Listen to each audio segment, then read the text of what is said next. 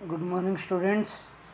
आज हम अष्टांग हृदय के सूत्र स्थान के एकादश अध्याय का व्याख्यान करेंगे।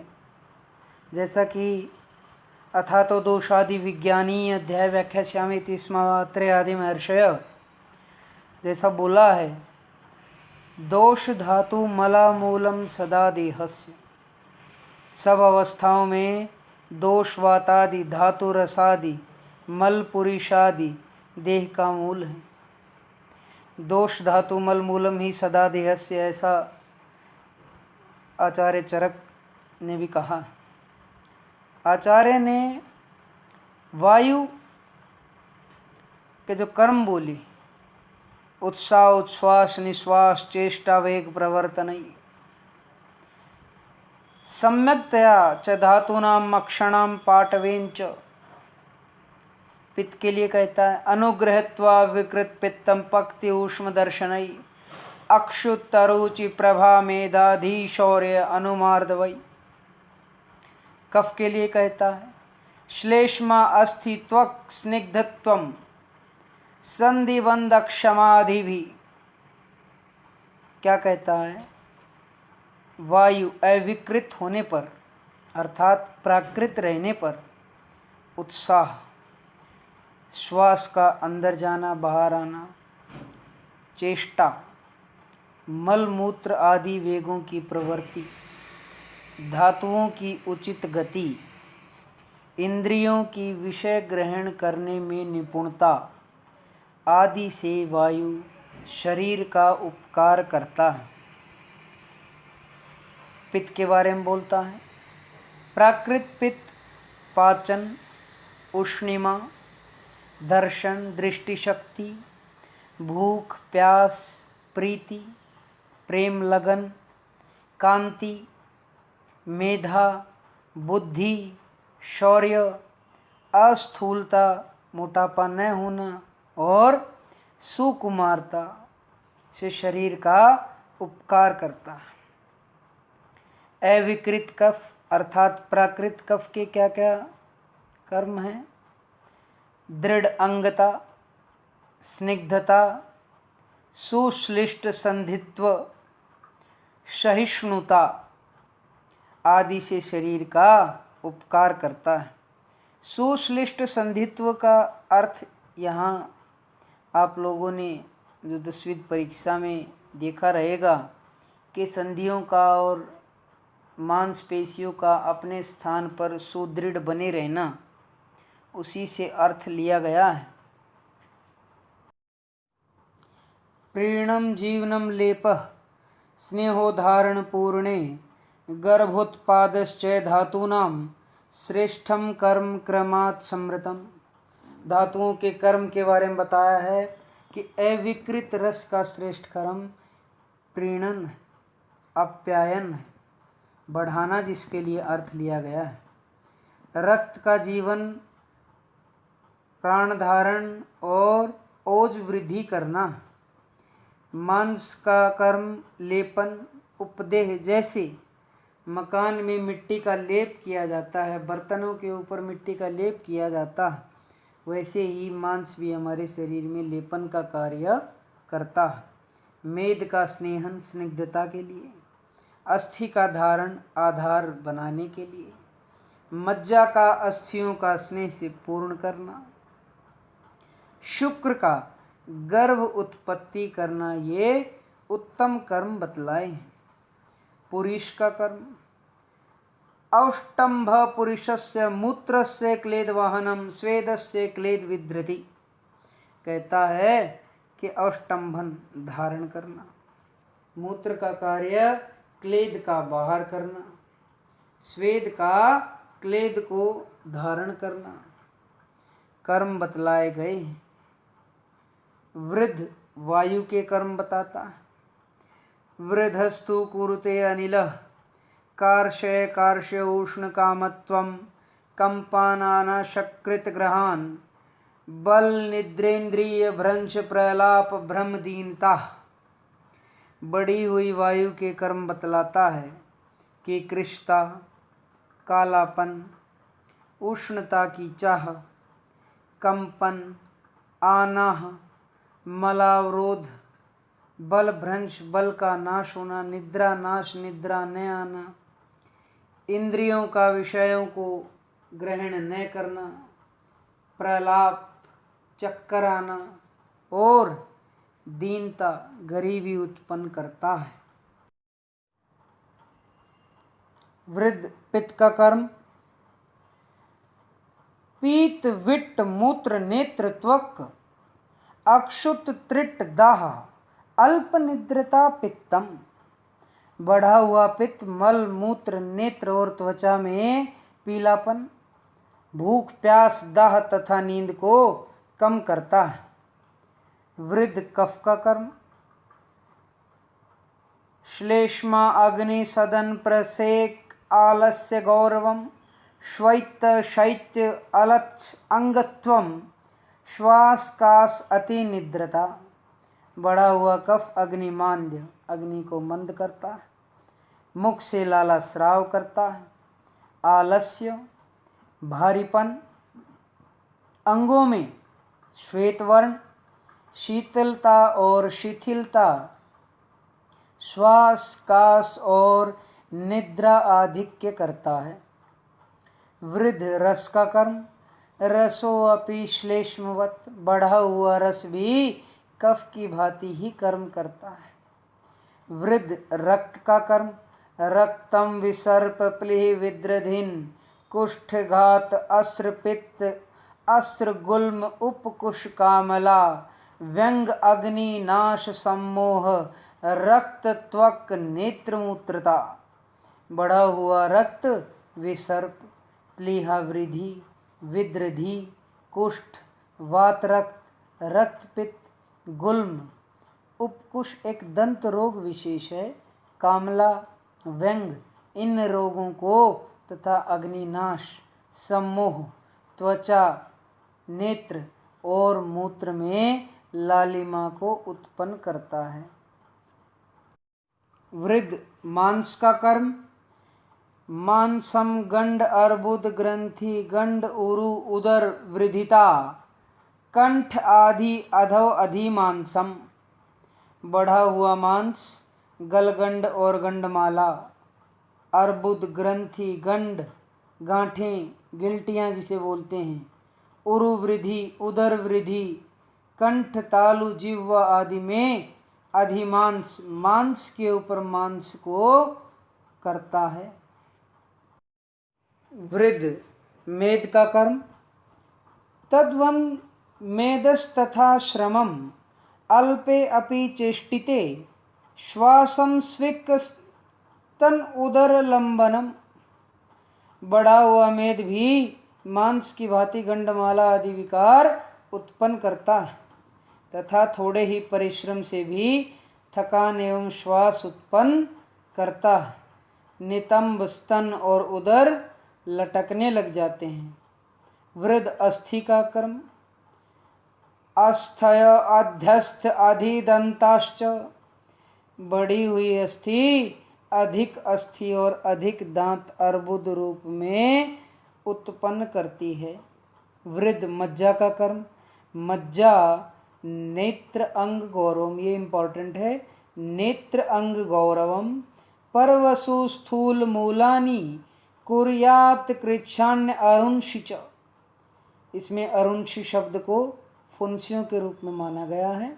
बढ़ी हुई मज्जा, नेत्र और दूसरे अंगों में भारीपन तथा पर्व संधियों, जॉइंट्स में, पर्व संधियों में के मूल में स्थूल तथा कष्ट साध्य फुंसियों को उत्पन्न करती है।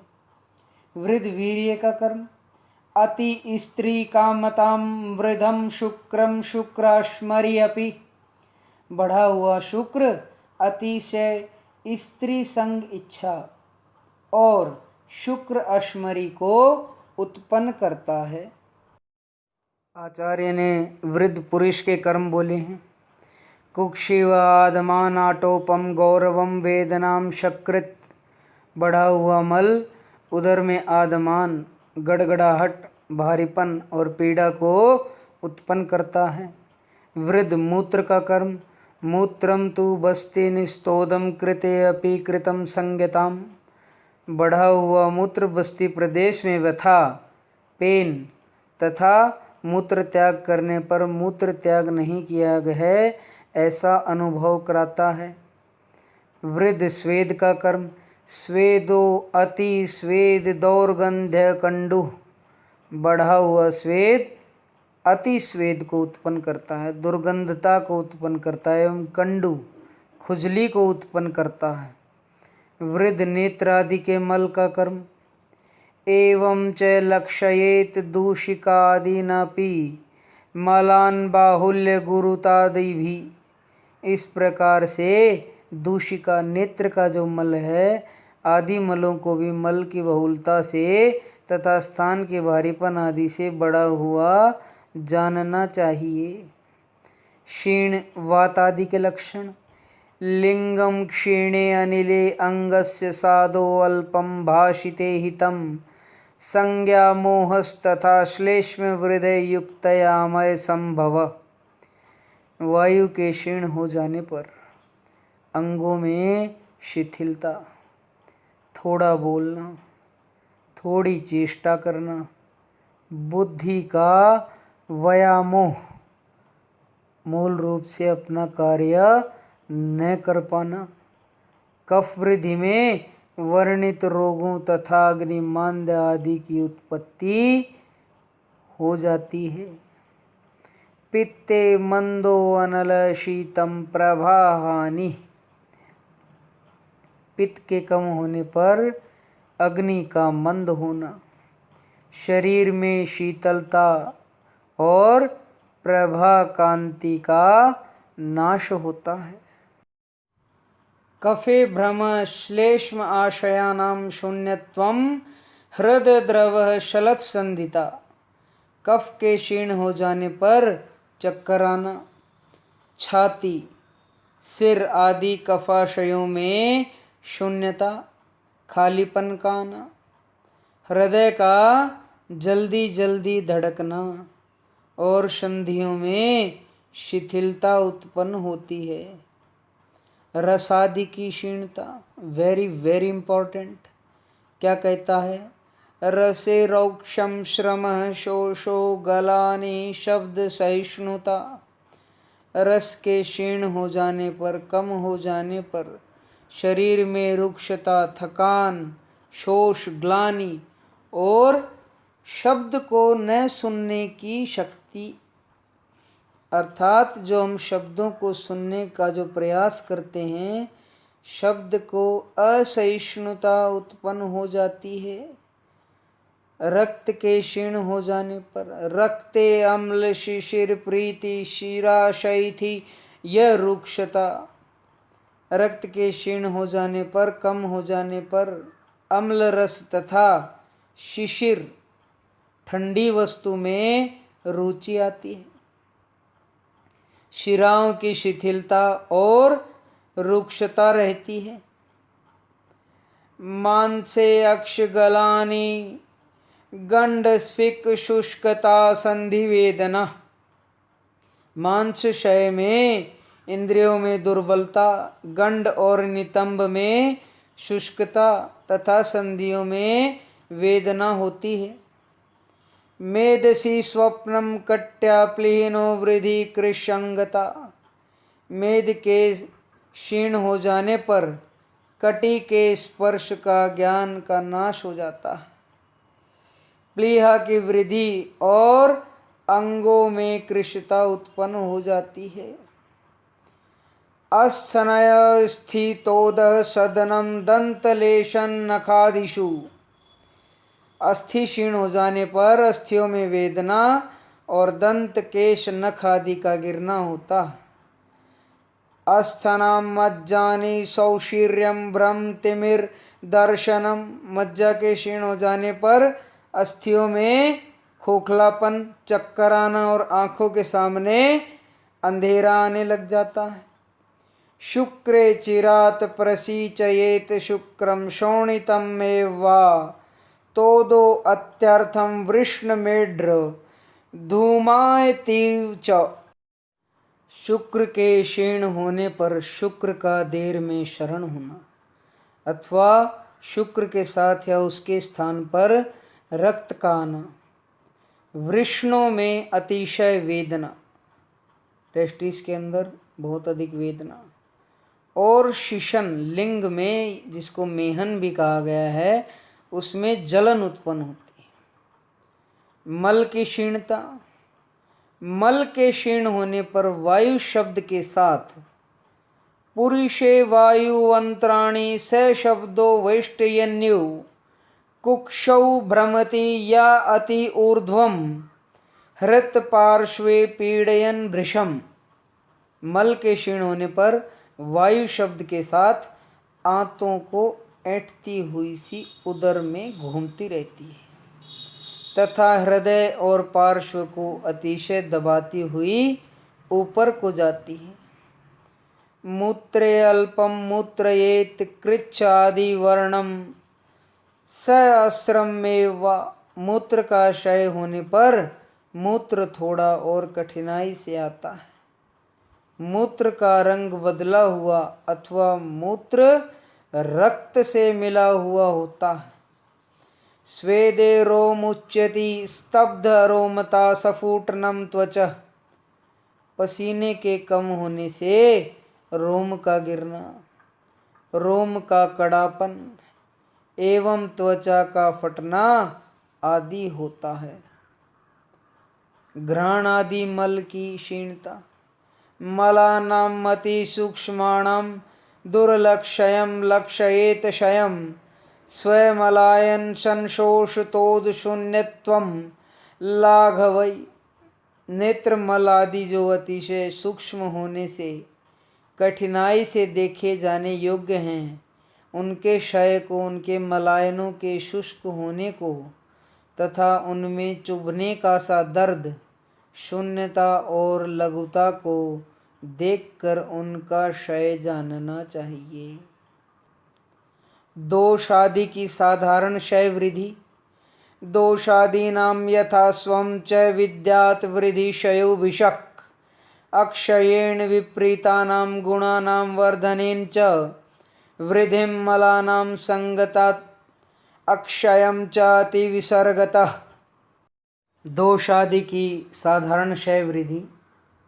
दोष आदि के अपने अपने गुणों से विपरीत गुणों के बढ़ने और क्षय होने से क्रमशः शरीरगत दोष आदि की क्षय और वृद्धि जाननी चाहिए। जैसे रुक्ष शीत लघु सूक्ष्म सचलोद विशद खर, वात के गुण हैं। अधिक मात्रा में इन गुणों का सेवन किया जाए तो वात दोष की वृद्धि हो जाएगी, और इनका अगर हीन मात्रा में सेवन किया जाए तो वात दोष का क्षय हो जाएगा। वायु के गुण रुक्ष शीत लघु हैं। इनसे विपरीत गुण स्निग्ध गुरु उष्ण आदि का सेवन किया जाए तो वात का नाश स्वयं से हो जाएगा। शरीर में जब स्निग्ध आदि गुणों का क्षय हो तब रुक्ष शीत लघु आदि वात की वृद्धि करने वाले गुणों को सेवन किया, और जब स्निग्ध आदि गुणों की वृद्धि हो तो वायु का क्षय समझना चाहिए। स्निग्ध गुणों का क्षय हो तब वायु की वृद्धि होगी, जब स्निग्ध गुणों की वृद्धि हो तो फिर वायु का क्षय होगा। मलों के बाहर न निकलने से दोष आदि की वृद्धि और मलों के अतिशय बाहर निकलने से भी दोष आदि का क्षय समझना चाहिए। जब मलों के बाहर नहीं निकलेंगे तो दोष वृद्ध हो जाएंगे, बढ़ेंगे, और अगर अधिक मात्रा में दोष बाहर निकल रहे हैं तो उनसे भी दोषों का क्षय होता है। मलों की क्षीणता का उपद्रव। मलोचित्वात् देहस्य क्षयो वृद्धिस्तु पीडन। मल देह का सातम्य है, अर्थात पसीना, मूत्र, मल, ये जो तीन चीज़ें हैं, पुरुष जिसे कहा गया है, ये हमारे शरीर के लिए सातम्य हैं। हमारे शरीर में इनकी स्थिति बनी हुई है, बाहर जा रहे हैं, इनका निर्माण हो रहा है, तो हम स्वस्थ पुरुष की तरफ बढ़ रहे हैं। स्वस्थ पुरुष की यही संज्ञा है कि मल मूत्र स्वेद आदि की उत्पत्ति और उनका बाहर निकलना असेंशियल है। यहाँ तक के जो श्लोक बोले गए हैं वो सभी के सभी श्लोक आप लोगों को read write learn mark, very very very important. दोषों का आश्रय के दोष रहते कहाँ हैं? तत्र अस्थिनि स्थितो वायु, अस्थि को वायु में, पित्तम तु स्वेद रक्त, पित्त स्वेद और रक्त में, श्लेष्मा शेषेषु, और जो इनके अलावा जो शेष स्थान रह गए वहाँ पे कफ विद्यमान है। तैन एषाम आश्रय आश्रयाणाम मिथ, आश्रय आश्रय का जो श्लोक क्वेश्चन आप लोगों को आगे आएगा, उस आश्रय आश्रय का संबंध आपको इसी श्लोक से बतलाना है। चरक संहिता में भी इसका वर्णन आया है। वाग्भट ने अष्टांग हृदय के 11वें अध्याय दोषादि विज्ञानीय में आश्रय आश्रय संबंध के बारे में बतलाया है। दोष का आधार आधेय संबंध क्या कहता है? यद एकस्य तद अन्यस्य वर्धनम् अक्षपण औषधम अस्थि मारुत योनैवं प्रायो वृद्धि तर्षणात् श्लेष्मणा अनुगता तस्मात् संघ्य यस्तद विपर्यात् वायुना अनुगतो अस्मात् वृद्धि क्षय समुद्भवान् विकारान् साधेय च शीघ्रं क्रमात् लंघन बृंघणै। दोष का आधार आधेय संबंध। वायु अस्थियों में रहता है, पित्त स्वेद और रक्त में रहता है, कफ शेष धातु रस मांस मेद मज्जा शुक्र मूत्र मल आदि में विद्यमान रहता है। इसलिए इनमें परस्पर आधार आधेय संबंध होने से जो औषधि एक आश्रयभूत धातु को बढ़ाती है, वह दूसरे आश्रयों को भी बढ़ाती है। जो एक को घटाती है वह दूसरे को भी घटाएगी। जैसे दूध शुक्र को बढ़ाता है, वह आश्रयी कफ को भी बढ़ाता है। कि आश्रय मतलब जो जिसको आश्रय देता, अपने जगह पे रहने के लिए स्थान देता है। शुक्र कफ के स्थान पे रहता है, तो यहाँ कहता है कि दूध शुक्र को बढ़ाता है, वह आश्रयी कफ को भी बढ़ाएगा। जो मेद को घटाता है वह कफ को भी कम करेगा। परंतु इसमें एक टच है कि अस्थि और वायु के संबंध में अपवाद है। एक एग्जीक्यूशन इसमें लिया जाए, जैसे शरीर में जो वृद्धि होती है उसका कारण प्राय संतर्पण होता है। इसमें एक पॉइंट है, वायु को छोड़कर, क्योंकि वह अपतर्पण से बढ़ती है, ठीक, और यह कफ से संबद्ध होता है। इसलिए दोष आदि का क्षय और प्राय करके संतर्पण के विपरीत अपतर्पण से होता है, और यह क्षय वायु से संबद्ध रहता है। इसलिए अस्थि को बढ़ाने वाले जो स्निग्ध मधुरादि हैं वे वायु को कम करते हैं, और वायु को बढ़ाने वाले रुक्ष शीत आदि द्रव्य अस्थि को क्षीण करते हैं। इस कारण से वृद्धि और क्षयजन्य रोगों के क्रमशः लंघन अवतर्पण और बृंघण संतर्पण से शीघ्र चिकित्सा करनी चाहिए। वायु को छोड़कर शेष अवस्थाओं में वृद्धिजन्य रोगों की लंघन से, वात में अगर लंघन करवाएंगे तो वात वृद्ध हो जाएगा, सभी प्रकार के पेन्स इंक्रीज हो जाएंगे। क्षयजन्य रोगों की बृंघण से चिकित्सा करें, जैसे रस रक्त आदि दोषों का धातुओं का क्षय हो जाए, कफ का पित्त का क्षय, क्षयजन्य रोगों में की बृंघण से चिकित्सा करें। वायु के विषय में क्रम का उल्लंघन करके चिकित्सा करें। जो उपर्युक्त जो हमने क्रम बताया उसके विपरीत चिकित्सा बोला है। वात वृद्धि जन्य रोगों में जहाँ पे वात की वृद्धि है वहाँ पे बृंगण चिकित्सा, क्षय जन्य रोगों में लंघन चिकित्सा हमें करवानी चाहिए। रक्त पुरुष आदि वृद्धि आदि की विशिष्ट चिकित्सा, अगर रस रक्त आदि अगर अधिक बढ़ गए हैं तो उनकी क्या विशेष चिकित्सा है। रक्त वृद्धि से उत्पन्न रोगों की चिकित्सा रक्तस्राव और विरेचन से। मांस वृद्धि से उत्पन्न रोगों की शस्त्रसार और अग्निकर्म से। मेद वृद्धि जन्य रोगों की स्थूलता की चिकित्सा से अर्थात अपतर्पण से। मेद क्षय जन्य रोगों की कृशता की चिकित्सा से अर्थात संतर्पण से। अस्थि क्षय जन्य रोगों की तिक्त द्रव्यों से साधित दूध घी और वस्ती से।